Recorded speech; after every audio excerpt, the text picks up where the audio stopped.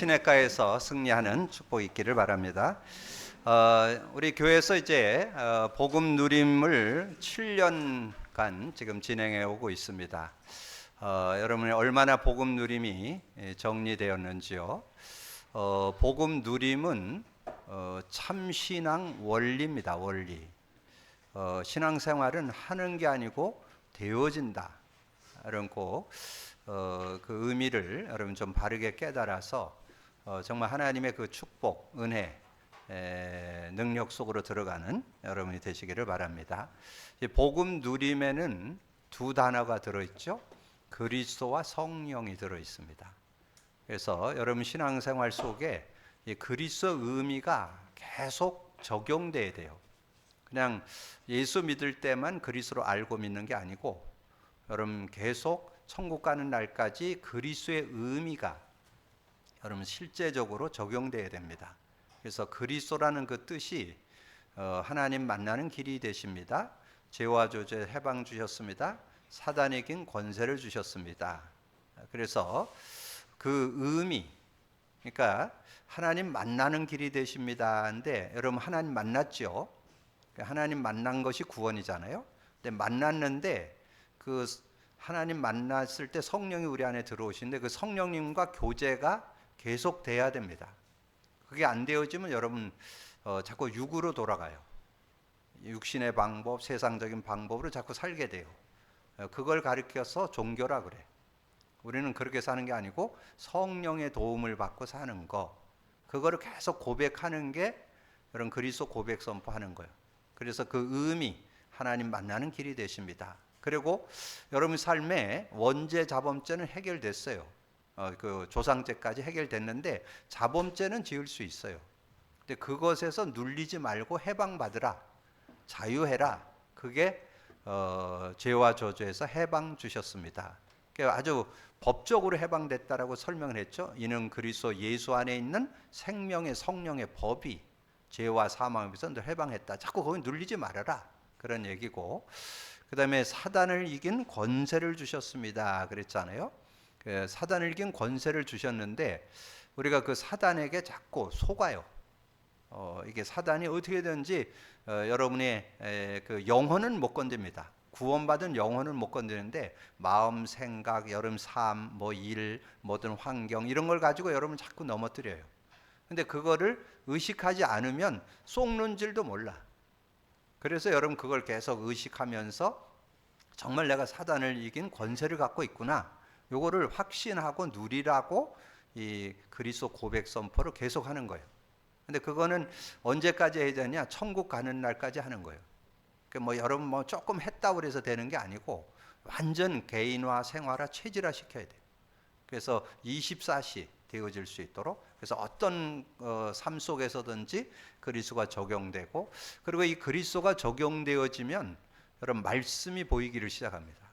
이 말씀이 그리스도의 관점으로 기록되기 때문에 여러분 말씀이 보이기를 시작해요. 그래서 말씀의 실제적인 은혜를 누리게 되고 그리고 메시지도 바르게 이해를 할 수 있어요. 메시지도 이 그리스도의 관점, 복음의 관점으로 정리되는 나오는 거기 때문에 그게 안 되어 있으면 이게 실제가 안 돼요. 그래서 실제적인 은혜를 누리기 위해서는 그리스도의 의미가 천국 가는 날까지 적용되는 거, 그거를 복음 누림이다 이렇게 말씀을 드릴 수 있고, 그다음에 이제 복음 누림을 할 때 그리스도를 고백 선포하면 반드시 일어나는 영적 과학이 있는데 그게 성령의 역사예요.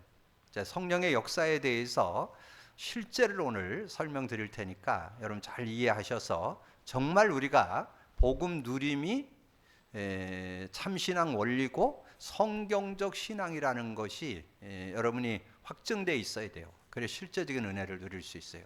그래서 여러분이 그 성령의 역사를 얘기 들을 때 오력이라고 많이 얘기 듣잖아요. 그 오력에 대한 설명을 누굴 통해서 설명을 했냐면 요셉을 통해서 설명을 했습니다. 요셉을 보시면 오력을 누린 그 증거를 아주 구체적으로 정리해 놨어요. 오력이 뭐예요? 영력. 영력이라는 것은 영적인 힘이 있어서 뭐 개인 또 어떤 관계, 삶에 영향 안 받는 걸 영력이라고 그래요. 전혀 어디에 영향 안 받아요. 그 영향 안 받고. 그래서 여러분 요셉이 뭐 그 인격이 이렇게 훌륭하고 그러지 않았어요. 그 형들의 잘못을 자꾸 아버지에게 얘기를 해갖고 자꾸 고자질을 하게 되고, 그리고 또 아버지도 잘못했어요. 자기가 사랑하는 그 아내 라헬에게서 그 요셉이 태어났기 때문에 다른 사람보다 자꾸 채색 옷을 입히는 바람에 형들의 미움을 샀어요. 근데 어떻든 그런 모습들 속에 있었지만 요셉은 거기에 영향 안 받고 꿈을 꿔서 세계 복음화 비전 갖고 사는. 그러니까 뭐 어떤 이런저런 거 자기 어떤 인격 뭐 관계 현재 이런 거에 영향 안 받고 하나님 앞에 살아가는 거를 영역이라 그래요. 영적 힘. 예, 그래서 여러분 아시는 대로 그 형들이 시기 질투해서 노예로 팔아버렸는데 여러분 나중에 그거 보면 어떻게 돼요? 형들에게 원한 안 갚았습니다.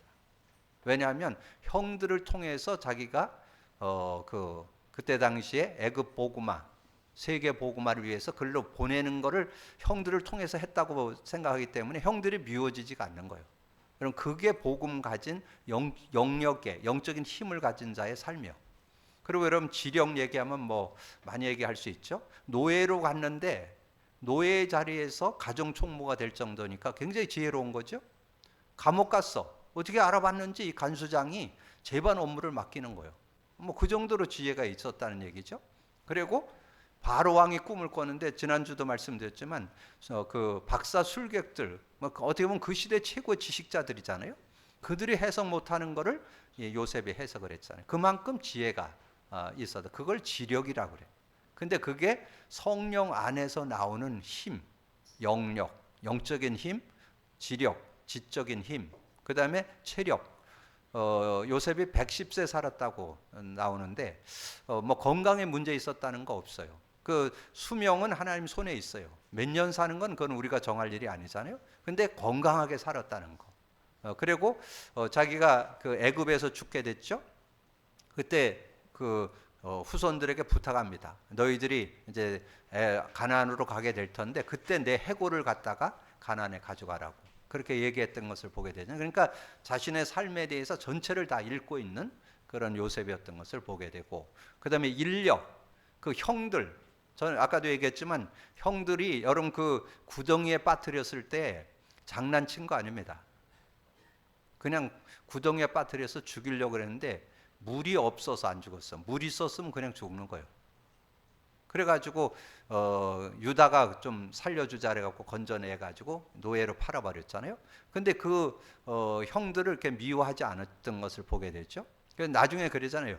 그 형들과 그 자녀들까지 내가 총리 됐으니까 내가 책임지겠다. 뭐 이 정도로 나오니까 그래서 인력 만나는 모든 사람들을 다 선용하지 그거 가지고 뭐 이렇게 세상 사람들처럼 뭐 미워하고 원수 같고 그러지 않는다는 거. 그리고 여러분 잘 아는 대로 보디발의 아내가 자기를 누명 씌워서 감옥 보냈잖아요. 근데 보디발의 아내를 뭐 어떻게 처리했다 그런 얘기 안 나와요. 그거는 그런 것까지 신경 쓰지 않는다는 거예요. 그건 뭐 그냥 그 여자의 모습이고 나는 하나님께서 그 일을 통해서 하나님의 계획을 이루었다는 거. 그러면서 뭐 아버지 보디발 간수장도 어떻게 알아봤는지 재반 업무를 맡기고 바로 왕이 얼마나 은혜 받았는지 요셉을 그 시대 총리로 등용하게 됐잖아요. 이제 그런 모습들을 볼 때 모든 만남이 다 축복의 만남으로 이렇게 인력이라고 인력. 그리고 경제력. 그때 당시에 그 꿈을 해석했는데 7년 풍년 들고 그리고 7년 흉년이 들잖아요. 근데 그 풍년 들을 때 창고를 져갖고 다 저장을 해가지고 그래갖고 그거를 나중에 가뭄 들었을 때 그걸 내다 팔으니까 얼마나 전 세계의 돈을 몰수히 걷어들였죠. 자, 그런 일들이 있었고 그 다음에 나라적으로는 어떻게 했는지 아세요? 나중에 그거를 이제 백성들이 자기들이 뭔가 가뭄 들으니까 먹을 게 없잖아요. 그래서 그거를 이제 팔다가 나중에는 어떻게까지 제정을 하냐면 너희들의 농사를 지어가지고 육은 너희들이 먹고 사는 나라에다 바쳐라. 그렇게 제도를 만들었어요. 그래서 전 세계의 돈을 몰수히 걷어들이는 그런 응답을 받았어요. 이게 여러분 창세기 49장에 나와요. 그래서 그 내용을 한번 여러분이 시간 나면 읽어보시면 돼요. 근데 그것만 또 너무 좋아하면 안 돼. 여러분 오력을 같이 누릴 수 있어야 돼요. 그래서 그 응답이 임마누엘을 통해서 성령의 역사 속에서 온다. 그렇게 정리를 하고, 그 다음에 신약에 와서 이 성령의 능력을 누리는 내용이 사도행전 2장에 나옵니다. 사도행전 2장에 보면 자동문 5문이 열렸다, 그런 얘기 여러분 메시지로 많이 들었죠? 그 5문이 여러분이 누릴 내용이요. 여러분이 그리스도 고백 선포할 때 성령이 역사하면 오순절 날이 이미 이름에, 그 오순절 날에 성령이 충만함을 얻으니까 어떻게 됐어요? 자신의 연약, 인간관계, 상황 모든 거 다 이길 수 있는 힘, 세상을 이겨나갈 수 있는 힘이 이 성령의 능력 안에 있다는, 그 성령의 능력의 문이 열렸죠. 그 다음에 전도문이 열렸어요. 그때 15개 나라 사람이 몰려와서 그들에게 복음을 전했더니 그들이 다 예수를 믿고 확증하게 되고, 그들이 증인되어서 15개 나라로 흩어지니까 굉장한 전도문, 선교문이 열리게 되는 그런 응답이 있었죠. 그리고 말씀 성취의 문이 열렸어요.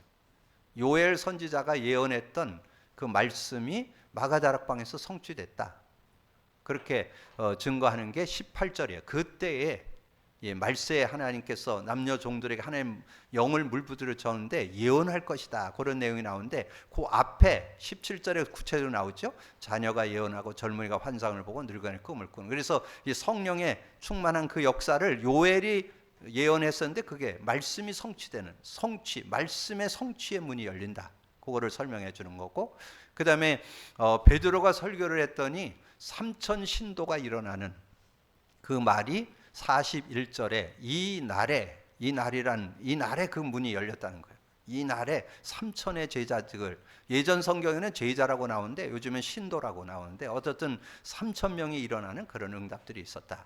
자, 그런 응답. 그 다음에 46절에 보면 날마다 그들이 성전에 있든지 집에 있든지 서로 떡을 떼며 이렇게 교제하는 그런 모습이 나오면서 결과가 나오죠. 그게 47절이요.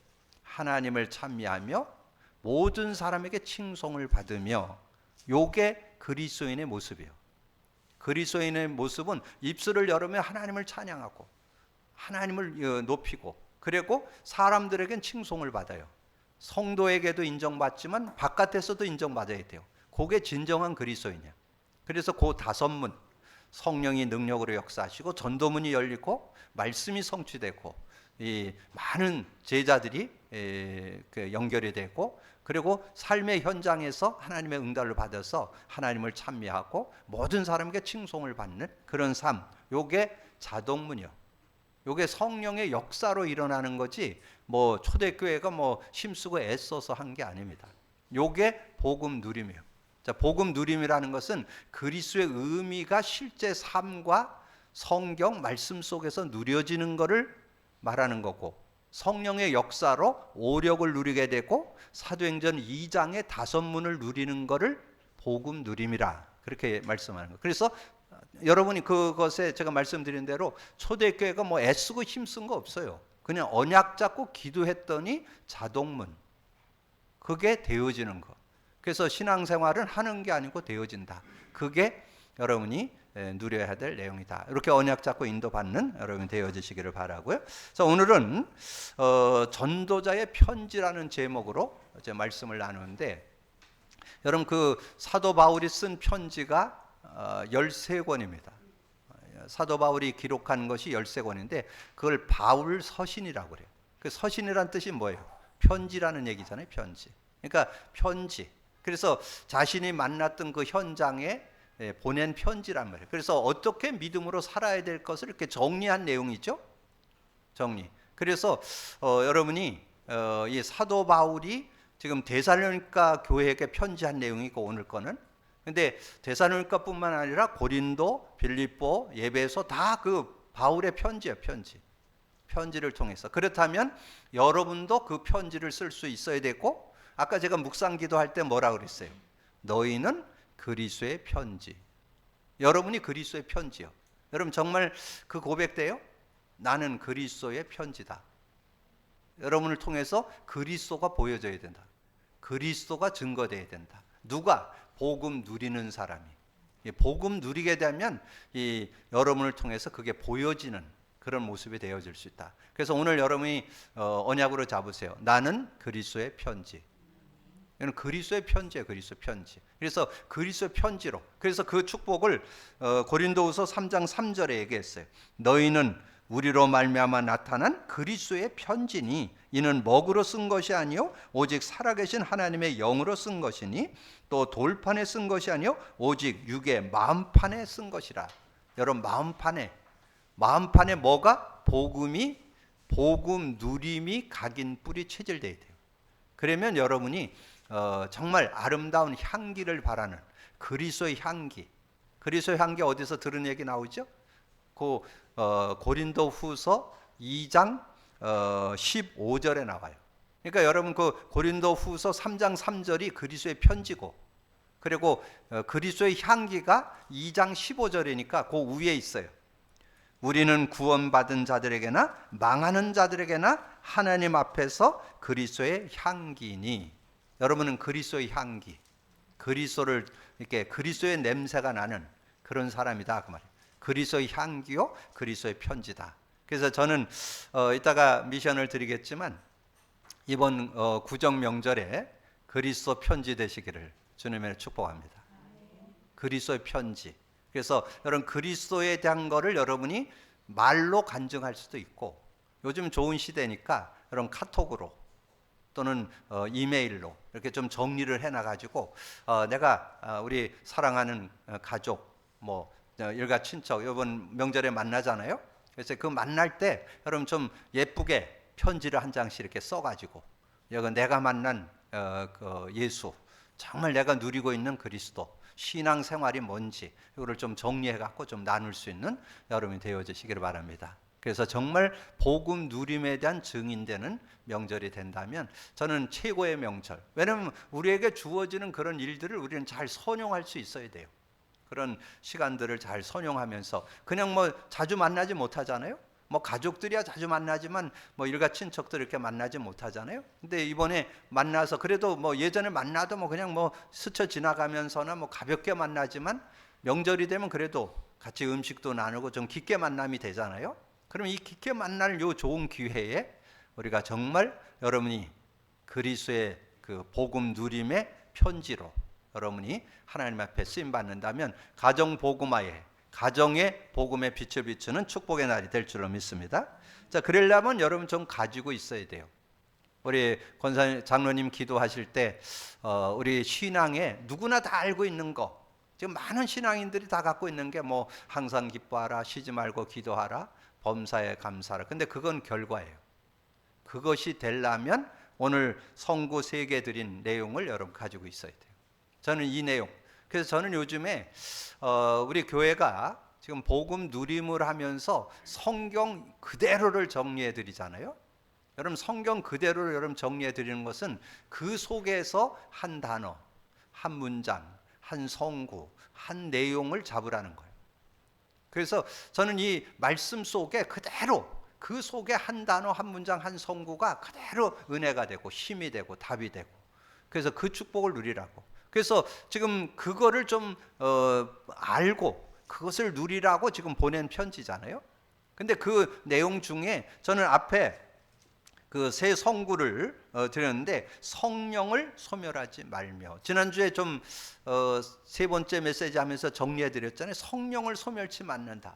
지금 많은 기독교인들이 성령과 함께 사는 사람 많지 않아요.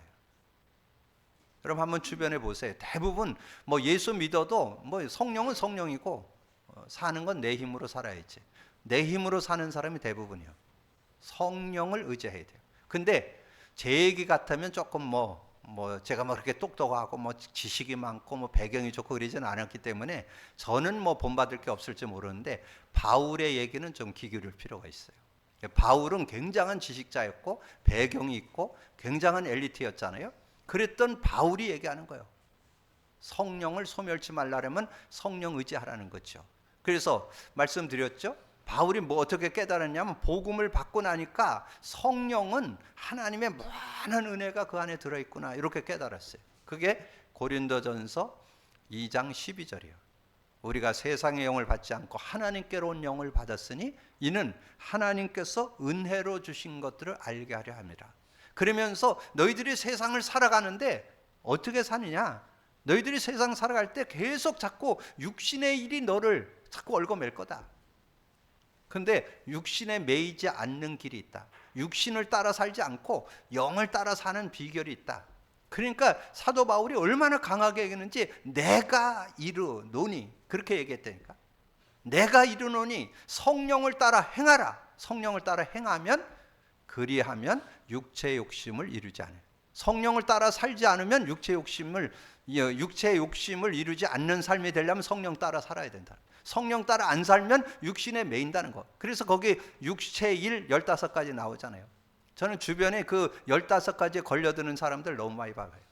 주변에 많은 성도들 다 저는 주로 목회자들도 다 넘어져요 거기에. 왜 그럴까요? 그 사람들이 나쁜 게 아니고 성령 의지를 안 해서 그래요. 성령 의지, 성령을 따라 안 사니까 자꾸 거기에 걸려드는 거예요. 그건 육을 가지고 있기 때문에 어쩔 수가 없어요. 그래서 성령을 따라 살면 성령의 열매 9가지가 나오잖아요. 그 9가지를 갖고 사는 게 신앙인의 삶이잖아요. 하나님 관계에서는 어떻게? 사랑과 희락과 화평을 갖고 살고, 인간 관계에서는 어떻게 살아요? 오래 참고 자비 양선으로 살고, 자신은 어떻게 살아요? 하나님 앞에 충성 온유 절제로 살고. 요게 성령을 따라 사는 삶의 열매예요. 여러분 곱게. 그래서 이 성령을 소멸치 말라. 여러분이 오늘 꼭 기억하세요. 여러분 이제까지 여러분 힘으로 살았다면 잘 사는 것 같지 사람 보기에는 뭐 그렇게 모난 게 없었을 수 있어요. 그러나 하나님 보시기에는 실제 삶은 못 삽니다. 성령 따라 살기를 주님의 축복합니다. 두 번째는 뭐예요? 예언을 멸시치 말고. 우리는 뭐 갖고 살아요? 말씀 갖고 살잖아요. 말씀 갖고 사는데 그냥 말씀 잡아도 귀해요. 세상 지식과는 달라요. 하나님의 말씀이기 때문에. 그러나 말씀이 말씀되고 능력이 되려면 복음 누림 관점으로 봐야 돼요. 복음 누림이라는 것은 그리스도 관점, 성령의 역사 관점으로 봐야 이 말씀이 능력이 되는 실제적인 응답을 누릴 수 있는 거죠. 그래서 그리스도의 의미에 대해서 설명을 드렸고 성령의 역사에 대해서 사도행전 2장으로 설명을 드렸잖아요. 그럼 그 내용이 성령의 역사 속에 일어나는 그런 축복이에요. 성령 충만 받으니까 내 자신 이기고 인간관계 이기고 모든 상황을 다 이길 수 있는 힘이 온다는 거죠. 전도문 열리죠. 말씀이 성취된다. 그래서 하나님의 말씀이 이렇게 생각이 나는 거예요. 그래서 그 말씀이 힘이 되는데 말씀이 한 단어, 한 문장, 한 성구가 이렇게 깨달아질 때 그게 복음의 눈으로 보여야 그게 능력이 돼요. 복음이 능력이잖아요. 그러니까 복음의 눈, 그리스도의 눈, 성령의 눈으로 보일 때 그게 능력이 되는 그런 축복이 있는 거죠. 그래서 실제적인 그런 은혜를 누리게 되는 그런 축복이 있다는 거죠. 자, 그래서 그렇게 되어지면 여러분 성령을 소멸치 않고 예언을 멸시지 않고 말씀의 능력을 누리잖아요. 그럼 여러분의 삶에 요 21, 22절이 되어집니다. 범사에 헤아려 좋은 것을 취하고 악은 모양이라도 버리는. 그래서 좋은 것을 찾아서 살고 악은 모양이라도 버리는 그런 모습이 되는 거예요. 그래서 여러분 혹시 누가 여러분을 지적하거나 그러면 참고 하시고 거기에 매이지 말고 여러분이 정말 긍정적이고 믿음적이고 소망적인 그런 축복을 가지고 살아갈 수 있는 여러분이 되기를 주님의 이름으로 축복합니다. 자, 그러면 오늘 전도자의 인사 이렇게 설명을 드렸는데 이 편지를 누가 썼느냐? 바울과 실로아나 디모데가 썼다는 거예요. 이게 바울과 팀을 이뤘던 팀이죠, 팀. 자, 이들이 같이 팀이 돼서 사역했던 그 현장이 있는데 어디예요? 여러 현장에서 사역을 했지만 여러분 좀 참고해 볼 때가 두 군데예요. 하나는 사도행전 16장이에요. 사도행전 16장 아시아에 가서 복음을 전하려고 하는데 이 하나님께서 길을 막으셔 가지고 마게도니아 첫성 그 빌립보에 들어가게 됐죠. 빌립보에 들어가 가지고 누굴 만났어요? 루디아를 만났죠. 루디아 집에서 루디아가 복음을 받고는 그렇게 얘기하는 거예요. 나를 주 믿는 줄 알고든 내 집에 들어 유하라. 그렇게 얘기했잖아요. 그래서 그 집에 들어가서 복음을 전해서 전 가족이 예수를 믿게 됐는데 거기에 사역자로 쓴 사람이 디모데입니다. 그리고 거기에 사역자로 디모데를 세워놓고 그걸로 끝내지 않았어요. 바울과 실라가 현장에 나가서 귀신 들린 자도 고치고 간수도 간수와 간수 가족도 복음 믿게 해가지고는 거기다 붙여줬다니까. 그래서 거기에서 말씀 운동이 일어나서 말씀 운동도 하고 미션홈도 하고 지교회도 되고 나중에 빌립보 교회가 됐습니다. 그렇게 인도받는 역할을 요 세 사람이 했어요. 세 사람. 요 세 사람이 그렇게 인도받았는데 그들이 사도행전 16장을 지나서 18장에서는 17장에 뭐예요? 데살로니가 교회. 오늘 이 교회가 세워진 현장이잖아요. 데살로니가 교회가 이 세 사람이 같이 팀이 돼서 사역했던 그 현장이 바로 이 데살로니가 지역이었다는 거죠. 그래서 그 데살로니가 지역에 있는 성도들에게 보낸 편지가 오늘 내용이잖아요. 그래서 하나님 우리 아버지와 주 예수 그리스도 안에 있는 데살로니가 교회에 편지하노니. 그러면 그 데살로니가 교회가 어떻게 형성됐어요? 사도행전 17장에서 형성이 됐잖아요. 세 주간 3주간에 걸쳐서 하나님의 말씀을 이렇게 증거했는데 그리스도를 밝히 증거하니까 헬라인과 기브인과 많은 그 야손이 돌아오는 그런 응답들이 있었죠. 그래서 그들이 이제 믿음으로 서게 된 그런 내용이 데살로니가 전서 1장에 나오죠. 그들의 신앙이 원색 신앙으로 정말 믿음과 사랑과 소망을 갖고 살게 되는 원색 신앙을 갖고 그리고 모든 믿는 자의 본이 되는 그런 교회였잖아요. 그래서 거기에 준 편지가 2절이죠. 하나님 아버지와 주 예수 그리스도로부터 은혜와 평강이 너에게 있을지어다. 그런 중심을 가지고 써보낸 편지라 그 말이에요. 이 데살로니가 후서가 그런 중심을 가지고 보낸 편지다. 그러면 전도자의 감사 속에 여러분 세우절을 드렸잖아요. 그럼 여러분이 우리 교회의 말씀을 잡고 누리는 원리를 여러분 잘 찾아내셔야 돼요. 여러분 복음 누림이 생활화되어 있으면요, 이 성경을 읽으면 한 절, 한 단어, 한 문장, 한 성구가 능력이 돼요. 여러분 거기에서 교훈을 받고 본을 받을 수 있어야 되는 거예요. 그래서 여러분 한 절 한 절을 깊이 묵상하라고 성경 자체를 여러분에게 전달해 드리는 거예요. 그래서 제가 그거를 여러분 제가 이 메시지를 준비할 때는 최소한 10독 이상 합니다. 그래서 처음에 이거에 대해서 정리를 안 해요. 월요일, 화요일 같은 경우는 그냥 10독 정도 하면서 계속 그 말씀을 그냥 성령의 감동을 받으면서 읽어 나가요.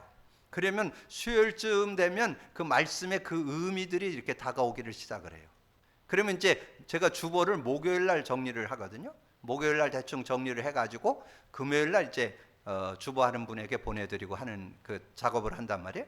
그래서 저는 월화, 주일, 월, 화요일 3일간은 이 말씀을 집중하면서 성령의 감동을 놓고 계속 기도하면서 그러면서 뭘 하고 있어야 돼요? 복음 누림을 계속하면서 그러면서 말씀을 잡으면 한 단어 한 문장. 그래서 제가 깨달은 걸 설교하는 거예요. 그러면 여러분이 공감되는 것도 있고 또 이해 안 되는 것도 있지만 제가 또 얘기하는 것 외에 또 깨닫는 것도 있잖아요. 그게 여러분 말씀 잡는 거예요. 그 말씀의 은혜를 입는. 자, 그러면 3절을 볼까요? 형제들아, 우리가 너희를 위하여 항상 하나님께 감사할지니. 이 바울 팀이 데살로니가 성도들을 생각하면서 늘 감사가 나온다는 거예요. 감사. 여러분이 정말 여러분을 생각할 때 감사가 나오는 사람 되면 아이 그 사람 좀 감사하다 이래야 되는데 아이 그 사람 참 까칠해. 아이 그 사람 괜히 좀 신경 쓰여. 이러면 그건 여러분이 바르게 사는 거 아니잖아요. 여러분 뭔가 그런 삶. 형제들아 우리가 너희를 위하여 항상 하나님께 감사할지니 이것이 당연함은 너희의 믿음이 더욱 자라고. 믿음이 자랐다는 거야. 믿음이 어린아이가 아니고. 그러면 여러분 믿음이 자랐다, 믿음이 안 자라고 어린아이 어디 나와요? 그럼 여러분이 성경을 좀 읽고 공부도 하고 암송도 하고 이래야 생각이 나는 거예요. 여러분이 어린아이 같아갖고 양식을 좀 딱딱한 음식을 못 주겠다. 갓난아이에게 뭔만 줘야 돼요? 젖을 물려야 되잖아요. 밥을 주려면 그 아이가 밥을 먹을 수 있는 시간이 돼야 밥을 주잖아요. 그 내용 어디 나온지 아세요? 고린도전서 3장 1절에서 3절에 나와요. 너희들의 신앙이 갓난아이라. 그래서 이 밥을 못 줘. 갓난해서 젖으로 먹여야지 밥을 못 줘. 그래서 그 갓난아이인 증거가 뭐냐? 그게 3절이요. 3절에 뭐랬어요? 자꾸 시기, 질투, 분쟁, 다툼 이런 모습으로 사는 거예요. 자꾸 여러분이 왜 자꾸 시기하고 분쟁하고 다툼이 일어나는 줄 알아요? 복음 못 누려서. 성령의 능력을 못 누리니까. 그러니까 믿음이 자라야 되는데 믿음이 안 자라. 갓난아이요. 5년, 10년, 20년 중직자가 됐는데도 갓난아이요. 누군가 그냥 칭찬만 해줘야지 조금만 뭐 바른 소리 하면 삐져갖고. 왜 그러냐? 믿음이 어려서 그래요. 그럼 신앙이 어려서 그래요. 그러니까 젖으로만 먹어. 젖만 먹어. 젖만. 그냥 누가 먹여주는 것만 먹지 자기 스스로 그 딱딱한 음식을 못 먹는 그런 모습이다. 그게 그런 말씀이 여기에 이제 깨달아. 그래서 여러분이 메시지를 많이 듣고. 근데 여러분 그것이 어떻게 되느냐? 요한복음 14장 26절에 나와요. 성령의 인도를 받는 내용이잖아요. 요한복음 14장 26절이 뭐예요? 보혜사 곧 아버지께서 내 이름을 보낼 성령 그가 와서 모든 거 가르쳐주고 인격적으로도 가르쳐주지만 내가 내게 말한 모든 것이 생각나게 한다 그랬잖아요. 그래서 이 말씀이 생각이 나게 되는 그런 모습이 된다는 거예요. 그래서 승리할 수 있다. 그리고 너희가 다 각기 서로 사랑함이 풍성함이니. 서로 사랑하는 것이 풍성하다는 거예요. 서로 사랑하는 거. 그냥 뭐 사랑하라 한다고 해서 사랑하는 게 아니라 사랑이 되어지는, 정말 귀하게 여겨지는, 우리 성도가 서로 간에 사랑이 되는 그런 모습이 되어진다는 거죠. 그러니까 여러분 그런 의미를 갖고 읽어보세요. 형제들아 우리가 너희를 위하여 항상 하나님께 감사할지니. 왜 감사해요? 이것이 당연하면 너희의 믿음이 자라고 믿음이 성숙되는 거야. 참 전에는 어린아이 같았는데 야 이제는 믿음이 성숙돼서 이런 얘기 저런 얘기해도 시험 들지 않고 그래지는구나, 이렇게 깨달아지는 은혜가 있다는 거죠. 자, 그러면서 4절에 그러므로 너희가 견디고 있는 모든 박해와 환난 중에서 너희의 인내와 믿음으로 말미암아 하나님의 여러 교회에 우리가 친히 자랑하리라. 자랑거리가 된다는 거예요. 야, 그 사람은 뭐 뭔 얘기를 못해. 조금만 얘기하면 시험 들어갖고 넘어지고. 근데 어떻게 그런 일을 당했는데도 그렇게 의연할 수가 있지? 야, 정말 그게 자랑이라는 말이 그 말이잖아요. 그 앞에 나오잖아요. 모든 박해와 환난 중에서 너희의 인내와 믿음. 어떤 환난이라 있는데 인내와 믿음이 있는 거예요. 그래서 여러분이 어떤 삶을 살아가는데 여러분 나름대로 기도한 게 다 응답되는 것만이 응답이 아니에요. 하나님은 더 큰 계획을 갖고 있어요. 여러분 생각하는 것보다 더 좋은 계획을 갖고 있어요. 그래서 주님이 그렇게 말씀했어요. 이사야 55장 9절에 나오죠. 나의 생각은 너의 생각과 다르며. 여러분이 응답 받으면 좋을 것 같죠? 응답 받으면 그 수준에 머물릴 수 있죠. 응답 안 왔을 때가 더 큰 응답이 준비될 수 있어요. 여러분 그런 믿음을 갖고 인도받을 수 있는 그런 모습이 돼야 된다는 걸 말씀해 주죠. 그러면서 하나님의 여러 교회에 우리가 친히 여러분이 정말 여러분의 신앙이 자랑거리가 되기를 주님의 이름으로 축복합니다. 그래서 누가 봐도 야, 저 사람 정말 만남교회 성도, 야, 정말 멋져, 이렇게 받을 수 있는, 자랑이 되는, 여러분이 이번 명절에 갔을 때 야, 정말 달랐어, 정말 믿음이 달라, 뭐 이렇게 자랑이 되는 여러분이 되기를 주님의 이름으로 축복합니다. 자, 그러면서 5절에 이는 하나님의 공의로운 심판이요 심판의 표요 너희로 하여금 하나님 나라에 합당한 자로 여김을 받게 하려 합니다. 하나님 나라에 합당한 자, 하나님 나라를 누리고 있다는 거죠. 여러분의 삶에 하나님 나라 누려지기를 주님의 이름으로 축복합니다.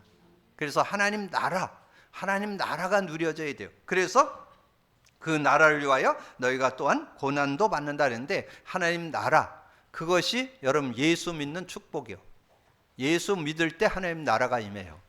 마가복음 1장 15절에 때가 찼고 천국이 가까웠으니 회개하고 복음을 믿으라. 하나님 나라가 가까이 왔으니 회개하고 복음 믿으라. 누가복음 17장 20절 21절에 보니까 바리새인들이 묻잖아요. 하나님 나라가 언제 임합니까? 그러니까 하나님 나라는 눈에 보이게 임하는가? 여기 있다 저기 있다 못하라니 너희 속에 있느니라. 구원받은 자 속에 하나님 나라가 있고, 마태복음 12장 28절 29절 그러나 성령을 힘입어 귀신을 쫓아내는 것이면 하나님 나라가 임하였느니라. 그래서 주님이 마지막 부활 승천에 가시면서 뭐 얘기했어요? 하나님 나라를 부탁하는 내용이 나오잖아요. 40일 동안 하나님 나라에 대해서 그가 고난받으신 후에 또한 그들에게 확실한 많은 증거로 친히 살아계심을 나타내사 40일 동안 그들에게 보이시며 하나님 나라의 일을 설명하시는. 왜냐하면 우리가 이 땅에 사는 동안에 여러분이 하나님 나라를 누려야 되니까. 하나님 나라 누리게 되기를 주님으로 축복합니다. 자, 하나님 나라가 어떻게? 복음 받은 사람이 하나님 나라가 임한 거고 성령이 역사할 때 하나님 나라가 임한다고 말씀했잖아요. 그렇다면 여러분 하나님 나라를 누리려면 어떻게 해야 돼요? 그리스도 고백 선포가 지속돼야죠. 그래서 그리스도 고백 선포할 때 성령이 역사하면 여러분 마음의 천국이 이루어지고 여러분 관계의 천국이 이루어지고 일의 천국이 이루어지고 모든 삶에 하나님 나라가 누려지는 여러분 되기를 주님으로 축복합니다. 그래서 그거를 바울이 증거했어요. 바울이 로마서 14장 17절. 하나님 나라는 먹는 것과 마시는 것이 아니요 오직 성령 안에 있는 의와 평강과 희락이라. 그래서 여러분이 이런 말씀들을 연결하면서 그래서 여러분 말씀을 듣고 나누면서 그 말씀 속에 한 단어, 한 문장, 한 성구 그 내용이 여러분이 복음 관점, 복음 누린 관점으로 보여질 때 그게 능력이 되는 거예요.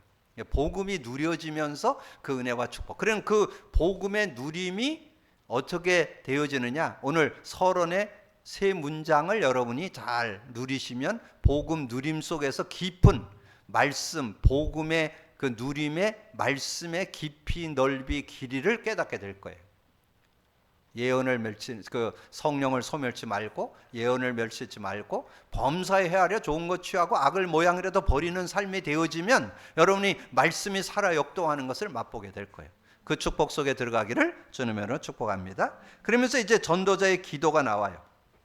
데살로니가후서 1장 6절에서 9절에 그런 말씀이 있잖아요. 특별히 6절 봅니다. 너희로 환난을 받게 하는 자들에게서 환난으로 갚으시고 환난을 받는 너에게는 우리와 함께 안식으로 갚으시는 것이 하나님의 공의시니. 하나님은 공의의 하나님이에요. 그래서 여러분에게 환난을 주는 사람은 환난으로 갚게 하고 여러분은 평안 안식으로 갚아주신다는 거예요. 하나님께서 여러분을 안식하도록 도와주신다는 거예요. 그런 은혜를 주시기 때문에 여러분이 믿음을 갖고 인도받는다면 승리할 수 있다. 근데 여러분이 지난주 말씀을 좀 나누면서 로마서 12장을 제가 설명을 좀 드렸죠. 그 중에 제가 말씀 안 드린 한 요절이 있는데 그게 로마서 12장 19절이에요. 로마서 12장 19절에 보면 뭐라 하냐? 원수 갚지 말라는 거예요. 너에게 뭐 이렇게 어려움을 주는 사람에게 너희가 거기서 원수 갚지 말아라. 원수 갚는 것은 내게 있나니 내가 갚으리라. 주께서 말씀하셨느니라. 여러분 원수 갚지 마시기 바랍니다. 근데 여러분이 갚으면 자중 남아요. 여러분이 갚으면 언젠가는 그거 다시 돌아와요. 근데 주님이 갚으면 끝나. 근데 주님이 갚게 놔두는데 너무 세게 기도하지 마세요. 그러면 불러가셔요. 그래서 너무 세게는 말고 조금 다루어 주세요.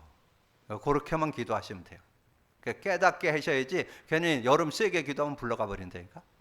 그래서 여러분이 하나님 앞에 기도하는. 그래서 로마서 12장 19절 하반절에 보면 원수 갚는 것이 내게 있으니 내가 갚으리라고 주께서 말씀하시느라. 원수 갚는 것이 내게 있다라고. 내가 갚는다. 왜 그걸 얘기했을까요?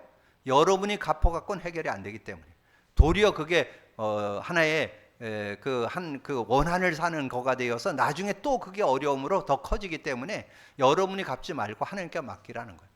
그러면서 악을 악으로 갚지 말고 선으로 악을 이기라고 21절에 말씀했죠. 그래서 그런 믿음을 갖고 인도받는 것이 데살로니가후서 1장 6절에서 9절까지. 그러면서 이제 거기에 그런 말씀을 쭉 정리하면서 9절에 그렇게 말씀했죠. 9절에 보니까 이런 자들은 주의 얼굴과 그 힘의 영향을 따라 영원한 멸망의 형벌을 받을 거기 때문에 뭐 우리가 굳이 그렇게 그 원수 갚지 않아도 된다 하는 것을 말씀해 주는 거고, 10절에 그날에 그가 강림하사 그의 성도들에게 영광을 받으시고 모든 믿는 자를 놀랍게 여김을 얻으시니 이는 우리의 증거가 너에게 믿어졌습니다. 그래서 우리의 신앙은 단순한 신앙이 아닙니다. 여러분, 예수 믿는 것은 과거 문제 해결, 현재 문제 해결, 미래 문제 해결, 그 축복이 들어있는 거예요. 그게 예배소 2장 1절에서 6절까지 내용이죠. 예배소 2장 1절 과거 문제 해결, 영적으로 죽어 있었는데 우리가 살아났다.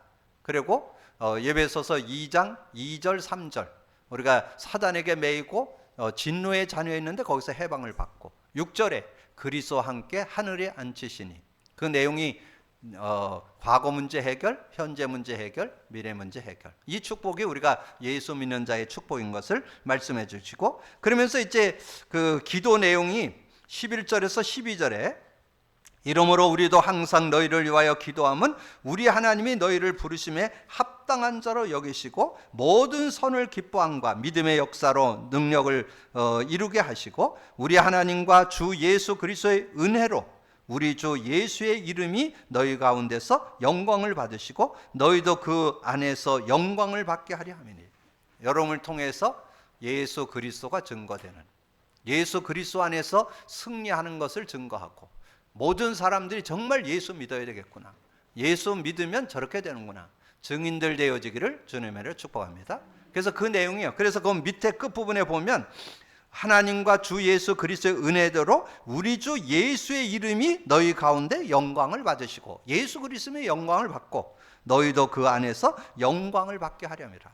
그래서 저는 예수 그리스도 구원의 이름, 승리의 이름, 정말 모자라지 않는 축복인 것을 저는 확증하게 되고, 그래서 저는 이 사도 바울 의 팀이 전달해준 이 데살로니가 후서의 말씀을 이렇게 정리하면서 그 안에서 정말 내게 주시는 은혜들, 한 단어, 한 문장, 한 성구, 한 내용, 이게 얼마나 위로가 되고 힘이 되고, 정말 내가 이렇게 믿음으로 서야 되고 믿음으로 살아야 되겠구나. 그러면서 아까 서두에 말씀드렸던 두 요절, 고린도후서 2장 15절, 고린도후서 3장 3절, 우리는 그리스도의 향기, 그리스도의 편지. 그래서 이번 명절에 그리스도의 편지로 인도받는 여러분 되기를 주님으로 축복합니다. 그래서 누구를 만나든지 여러분 정말 그리스도를 간증. 근데 지금 우리가 지금 주변에 아마 교회 다니는 사람, 신앙생활 하는 사람 많을 거예요, 가족 중에. 근데 복음 누리는 사람은 없을걸요? 그래서 여러분이 너무 이렇게 또 너무 자랑하는 것처럼 하지 말고 겸손히 복음 누림을 자랑하는, 간증하는 여러분이 된다면, 여러분, 왜냐하면 우리는 뭐 도움을 주고 그들에게 힘을 주고 살리기 위해서 간증을 하는 거지 뭐 정죄하고 판단하려고 하는 게 아니잖아요. 그러니까 겸손히 여러분이 명절을 정말 복음 누림을 간증하는 축복의 날이 되기를 주님으로 축복합니다. 주님 감사합니다. 오늘도 귀한 날 주시고 또 귀한 말씀 나눌 수 있도록 은혜 주신 거 감사합니다.